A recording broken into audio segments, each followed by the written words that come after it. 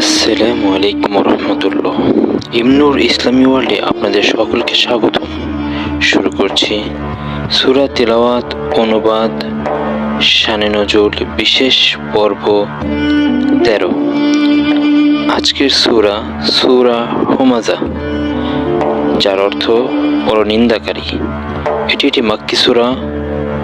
আল কোরআনের এটি 104তম সূরা, যার আয়াত সংখ্যা 3, রুকু সংখ্যা 1। আউযু বিল্লাহি মিনাশ শাইতানির রাজীম। বিসমিল্লাহির রহমানির রহিম।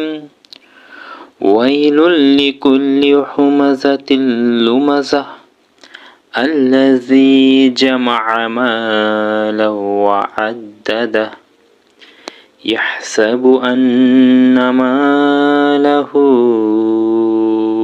أخلده كلا لينبذن في الحطمة وما أدراك ما الحطمة نار الله الموقدة التي تطلع على الأفئدة إنها عليهم مؤصدة في عمد ممددة الذي جمع مالا وعدده। বিতাড়িত শয়তান হতে আল্লাহ তাআলার কাছে আশ্রয় প্রার্থনা করছি। পরম করুণাময় ও অসীম দয়ালু আল্লাহর নামে শুরু করছি। ওয়াইলুল লিকুল্লি হুমাযাতিল লুমাযাহ। দুর্ভোগ প্রত্যেকের যে সামনে নিন্দাকারী ও পেছনে গীবতকারী।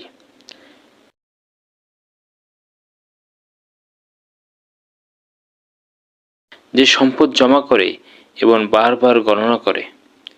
ইয়াহসাবু আন্না মালাহু আখলাদা। সে মনে করে তার সম্পদ তাকে চিরজীবী করবে। কাল্লা লায়ুমবাযান্না ফিল হুতামাহ। কখনো নয়, অবশ্যই সে নিক্ষিপ্ত হবে হুতামায়। ওয়ামা আদরাকা মাল হুতামাহ। আর কিসে তোমাকে জানাবে হুতামা কি? নারুল্লাহিল মুকাদা। আল্লাহর প্রচলিত